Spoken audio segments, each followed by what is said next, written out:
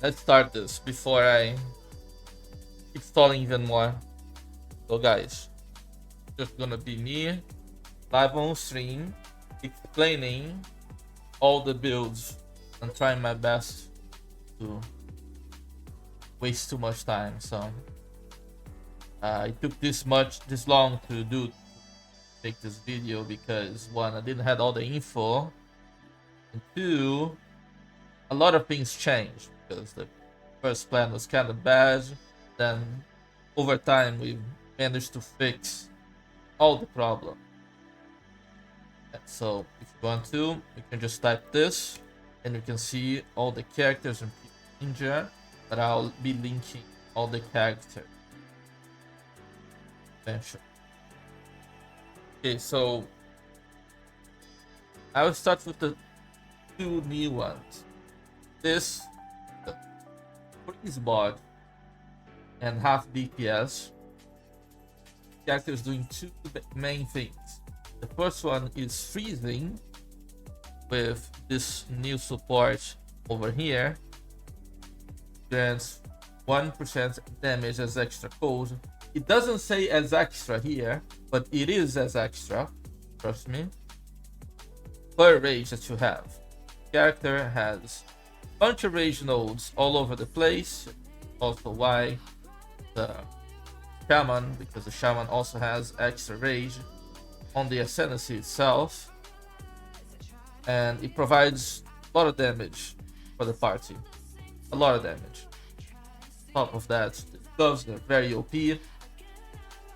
23 more damage whenever you freeze a mob, and on top of that, instead of having to wait for the bar to fill to 100%, it fills up to 43%.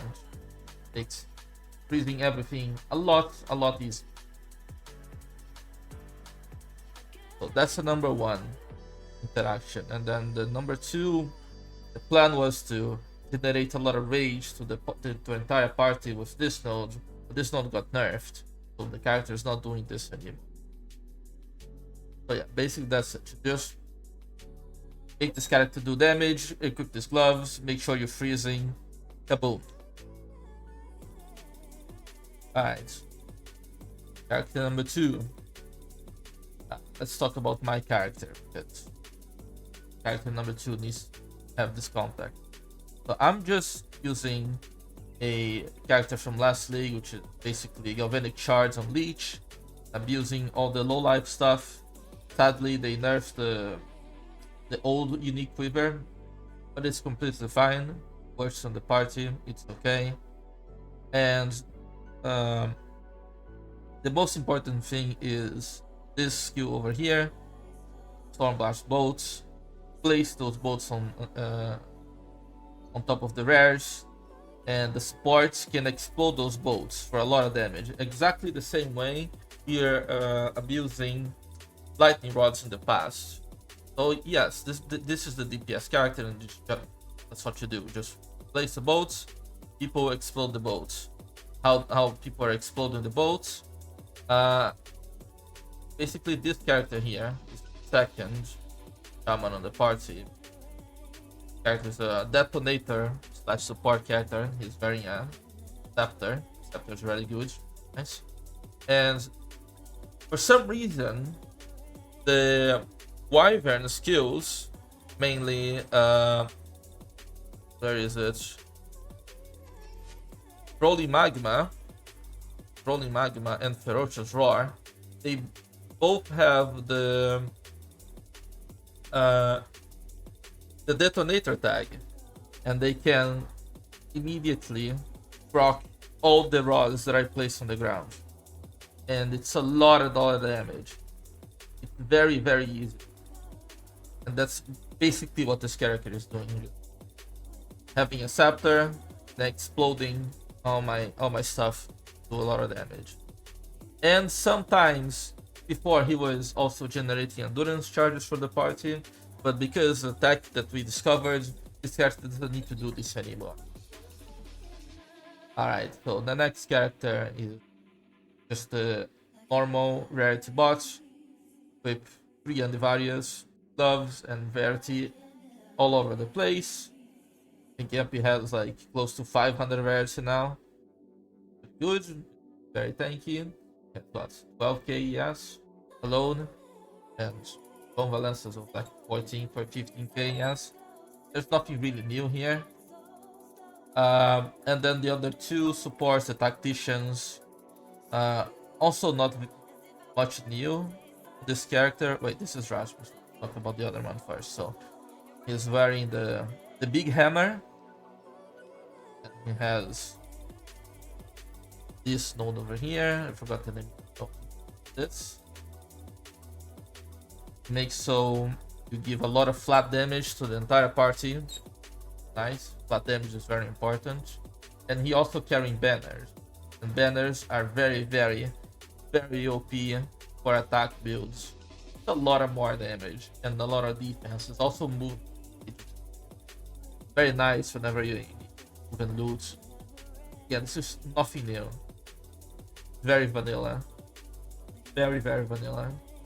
And then the last one, which is honestly not that important anymore after the changes, it's just the totems. This is basically what this character is, it's just the totems. The totems do have a lot of powerful auras, more damage, adds extra fire and steal speed. It's very good. It's very, very good, but I think if we had like another character, like a Pathfinder, for example, drink the flask and give a lot of support to the party, it would be definitely better. On top of that, you can get detonator too. But oh well, my plans didn't work, but eventually I made it work because we found out yesterday about a new tech that all 4 supports are using, by the way, is Wolfpack plus this thing here. So let me go in game real quick. Show you that. So this 50% chance to gain abyssal monster modifiers when a minion from support skill dies. Now, why would this be so OP, you may ask? Let me grab this here. Where is it? Oh.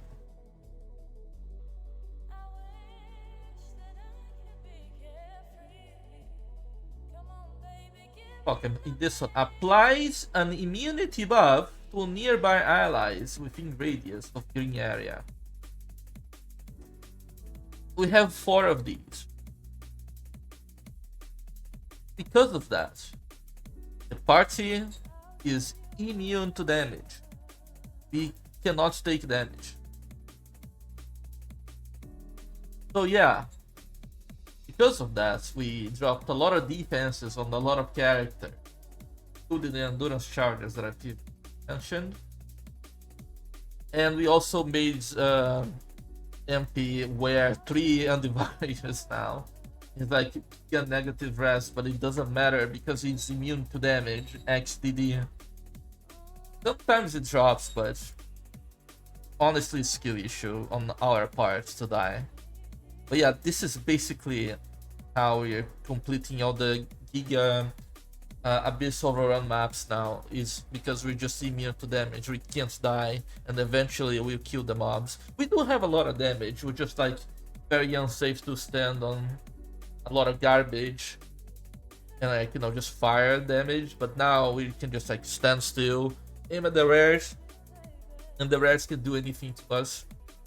And yeah, that's basically it. That's the party comp and the strategy. A lot of people are asking about the strategy too. It's those 3 tablets over here. Every single mod on those tablets are important. Obviously, efficiency on on those 2. Rarity also pretty good. Could be replaced by a number of rare monsters. Also okay. And then in one of them, oh sorry, and both of them also have the +2 rare monsters are spawned. It's very nice. And one of them has a chance to to abyss monsters to have additional modifier. And having additional modifiers on your rares basically making them drop way more loot. And I mean way more fucking loot. And then on the other one, it has the Onion of Souls mods, which is additional monsters in your map has difficulty and rewards for both bits. So the further you go in the map, the more difficult and more loot it drops. And we're obviously running consequences make the map has like a bunch of fucking abysses, and this can double whenever we get lucky. And this procs, whenever this procs, it goes crazy up to like 50 hits on the map. The loot is insane. But yeah, without the immunity tag that we found, those maps are almost impossible to complete. But now those maps are basically broke, and we make a lot fuck ton of money. And yeah, that's basically it. If you want to watch the gameplay or some clips, you can just go to Abbys channel. He has all the highlights, the big drops, and the funny me. Holy fuck, I actually made to think crazy stuff. Alright, you guys have any question, you can just come to my stream and ask them directly to me. Yes, that's gonna be it. Thank you for watching. Goodbye.